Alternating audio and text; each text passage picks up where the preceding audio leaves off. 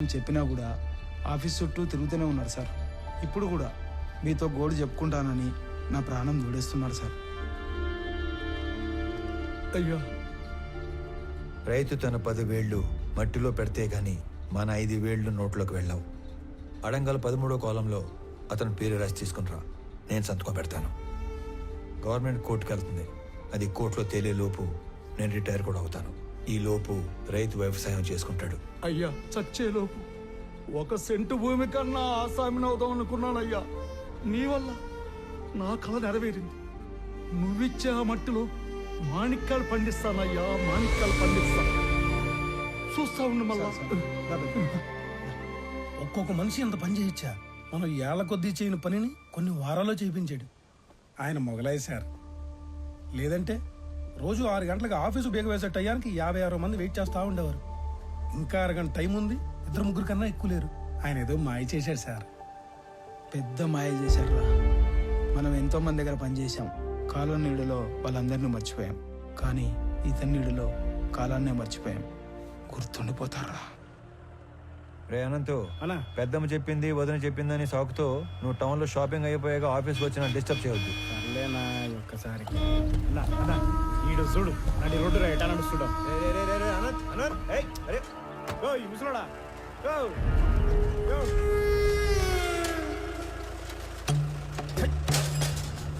చూడనంత గట్టిగా మూసేది వెనకొచ్చేటి బండు తొక్కే పైపోతావు. సంపుతా నా కొడక. నీ దూకుడేంద్రా పెద్ద పట్టుకొని.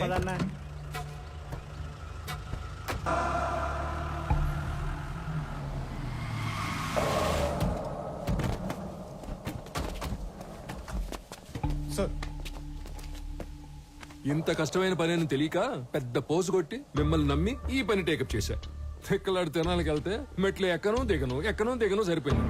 మీరు అంతే, వెళ్ళడం రావడం తప్ప ఏం ఉపయోగం లేదు. సార్ మాల్ మొత్తం ఏదో రూట్ లో ఎక్స్పోర్ట్ అయిపోయింది ఏమన్నా నాకు కొంచెం డౌట్ వస్తుంది సార్. అస్సలు కాల, ఖచ్చితంగా మాల్ ఎక్స్పోర్ట్ అవ్వలేదు. ఇది నేను చెప్పిన మాట కాదు. మాల్ ఎవరైతే డైరెక్ట్ గా ఎక్స్పోర్ట్ చేసుకుంటున్నాడో డాను, వాడు చెప్పిన మాట. మాల్ మీకు ట్రేస్ అవ్వట్లేదు కదా అని మన దేశంలోనే లేదని చెప్పి కథలు చెప్పొద్దు. అయితే సార్ ఇంకో 4-5 టీములు పెట్టి తలా ఓ దిక్కు పంపి కూంబింగ్ ఆపరేషన్ చేస్తే త్వరగా ట్రేస్ చేయొచ్చు సార్. మీ చుట్టాలను కూడా తీసుకెళ్ళరా. నువ్వెవరో సామి నా కొంప ముంచెట్టున్నావు. ఎట్ట అంటే హడావుడి లేకుండా వెతకాలి. గవర్నమెంట్కి ఏమాత్రం ఒప్పందినా చాలా డేంజర్. ఇన్ని 100 కోట్ల ఎర్రచందనం ఒకేసారి దొరికితే దేశం ఉలిక్కి పడుద్ది. కలపకి కాపలా కూడా పెరిగిద్ది. దీంట్లో ఏది జరిగినా నన్ను లేపేస్తారు. సైలెంట్ గానే ఎతకండి, కానీ కొంచెం స్పీడ్ పెంచండి. పండి. Good morning sir. Morning good morning sir. Good morning sir. ఇది మాల్నీదే, ఇది మాల్నీదే, ఇది కూడా మాల్నీ. ఏంటి ఇవన్నీ? పేరు మాలిని సార్, ఊరు తెమ్మసముద్రం. ఆస్తి వారసత్వ బదిలీ కోసం అప్లికేషన్ పెట్టుకుంది. మనం దాన్ని రిజెక్ట్ చేశాం. దానికి నిరసనగా ఆవిడ ఉత్తరాలు రాస్తూ ఉంటుంది. బాగా బతికి చితికిన కుటుంబం అంట సార్. సరే కొత్తగా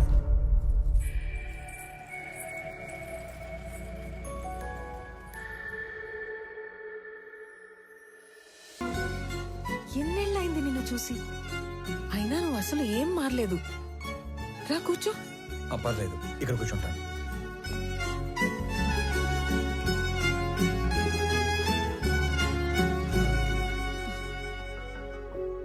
నీ పేరేంటి తల్లి? రామలక్ష్మి. ఇప్పుడే వస్తాను. స్కూల్కి వెళ్తున్నావా?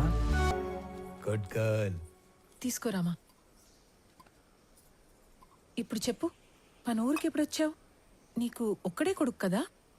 బుడ్డోడు ఎలా ఉన్నాడు? ఏంటి ఏం మాట్లాడావు?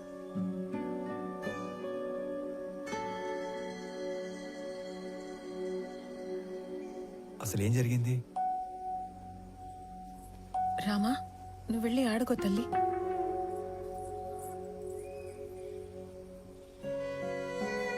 నా జీవితంలో జరిగిన చాలా మలుపుల్లో ఇది కూడా ఒకటి. మా వారి పేరు సురేంద్ర. మా నాన్నతో పాటు నార్త్ లో కాంట్రాక్ట్లు చేసేవారు.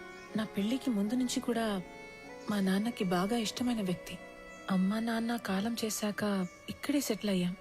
కాంట్రాక్ట్లలో ఇబ్బందుల వల్ల నష్టాలు, వాటితో కష్టాలు కూడా వచ్చాయి. వర్మ అనే తన ఫ్రెండ్ ఏదో కొత్త బిజినెస్ ప్లాన్ ఉందంటే కలిసి వస్తానని వెళ్ళిన మనిషి తిరిగి రాలేదు. నేను ఏడ్చి ఏడ్చి కన్నీళ్లు కూడా రావట్లేదు. అవును, ఇవి నీ చేతికి ఎలా వచ్చాయి? కొన్ని రోజుల క్రితమే డిప్యూటీ కలెక్టర్గా ఇక్కడికి ట్రాన్స్ఫర్ అయ్యి వచ్చాను. అవునా? ఇంట్లో ఇంకెవరు లేరా? మా ఆయన్ని వెతుకుతూ రోడ్ యాక్సిడెంట్ లో మా మామగారు కూడా పోయారు. ఇవన్నీ చాలా ఉన్నట్టు సురేంద్ర ఉన్నంత కాలం పలకరింపుకి వచ్చే అతని పార్ట్నర్స్ కూడా ఇప్పుడు డబ్బు కోసం బెదిరింపులకి వస్తున్నారు. పోలీసుల చుట్టూ, లాయర్ల చుట్టూ, నీ ఆఫీస్ చుట్టూ తిరిగి తిరిగి విసిగిపోయి రోజుకో లెటర్ పంపుతుంటాను. దానివల్ల ఉపయోగం లేదు, కానీ కనీసం నా బాధ, నిరసన అయినా తెలిపితే మనసు తేలిక పడుతుంది కదా. వీటి వల్ల ఉపయోగం ఉంది. ఇవే నన్ను ఇక్కడి దాకా తీసుకొచ్చాయి. ఇకపై ఇది నా బాధ్యత.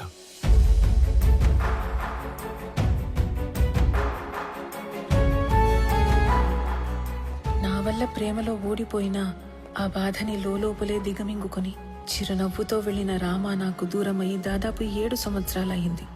దిక్కుతోచని పరిస్థితుల్లో ఉన్న నన్ను వెతుక్కునొచ్చి భరోసా ఇచ్చి వెళ్తున్న రామాని చూస్తుంటే చాలా జ్ఞాపకాలు గుర్తుకొస్తున్నాయి. రామారావు, ఆ పేరు వినగానే గుడిలో గంట శబ్దం విన్నంత భరోసా వస్తుంది. రామారావు ఎస్పీఎల్ గా ఉన్న మా స్కూల్లో ఆడపిల్లలందరం శివంగుల్లా బ్రతికేవాళ్ళం.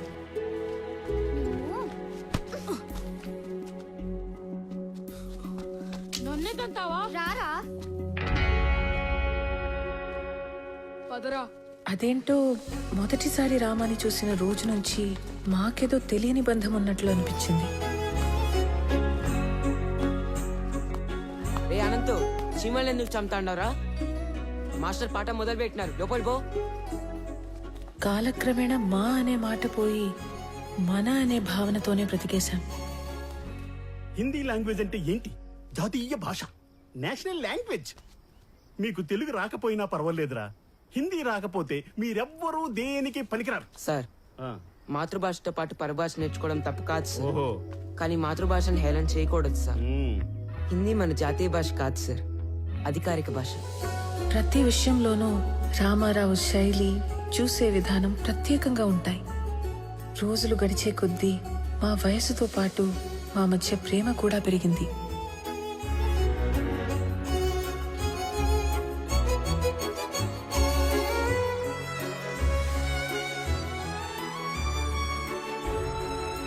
ఇప్పటికీ 2 బస్సులు వెళ్ళిపోయాయి.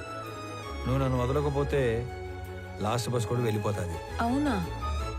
నీకు గవర్నమెంట్ జాబ్ అంటే నా అంత ఇష్టమని నువ్వు డిగ్రీ, దాని తర్వాత జాబ్ ట్రైనింగ్ల కోసం 4 ఏళ్లుగా టౌన్ లోనే ఉంటున్నా ఓపిగ్గా సర్దుకున్నాను.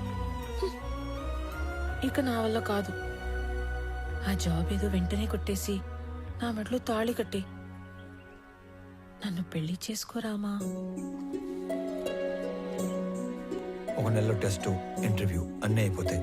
ఆ తర్వాత నీ ఇష్టం. ఓకే? మళ్ళీ నువ్వు ఊరికి ఎప్పుడు వస్తావు? వచ్చే నెల 25వ తారీఖు. సరేనా?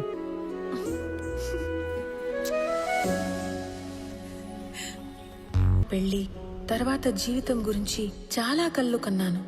ఏ చిన్న సమస్య వచ్చినా మాలో మేమే ఒకరికొకరం సాయం చేసుకునేవాళ్ళం. అనుకున్నట్లే రామాకి ఉద్యోగం వచ్చింది. మా పెళ్లికి ఏ అడ్డంకి లేదు కదా, అంతా అనుకున్నట్లే జరుగుతోంది అని సంతోషంగా ఉన్న సమయంలో ఇటువైపు పద. ఇటు ఆడికి నాయనా? అయ్యర్లో ఇంటికి అడిగి. సరే, ఆడి నుంచి ఇంటికి పోదాం. అక్కడ చిన్న పని ఉంది, నువ్వు పద. నమస్తే బాబు. నమస్తే. అన్నయ్య బాబాయ్ బాగున్నారా? బాగుండవయ్యా? బాగుండా విని.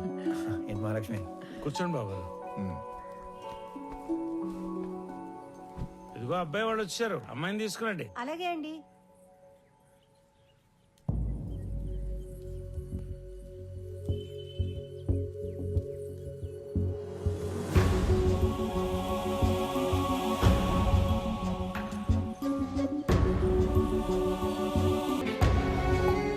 ఒక్కగానొక్క కూతురు పేరు నందిని. ఏంటి నేను ఇది? ఎవరి అమ్మాయి? మాలిని గురించి మీకు తెలుసు కదా. తెలిసే వీళ్ళని రమ్మని చెప్పినాను. మాలినికి పెళ్ళైపోయినది. మాలినికి పెళ్ళైపోతే నాయనా? కారణాలు తెలియదు. మాలినికి పెళ్లి జరిగిపోయినాదని తెలిసి నువ్వు ఎట్ట రియాక్ట్ అవుతావు అని మేం బేజారైపోయినాము. తండ్రిగా నీకు మంచి తోడుని వెతికి పెట్టడం నా బాధ్యత. నిర్ణయం నీ హక్కు. లేదైనా నాకు కొంచెం టైం కావాలి. ఆ తర్వాత నిర్ణయం మీరే తీసుకోండి. నువ్వు నీ ప్రాణం పోయినా నీ స్వార్థం కోసం అయితే వేరే పెళ్లి ఒప్పుకో. ఏదో ఒక కారణం చేతే ఈ పెళ్లి చేసుకుని ఉంటావు. నువ్వు తలదించుకునే తప్పేమీ చేయలేదు మాలిని. మన ప్రేమ మన ఇద్దరికి మాత్రమే సంబంధించింది. పెళ్లి మన వాళ్ళందరికీ సంబంధించింది. ప్రేమ విషయంలో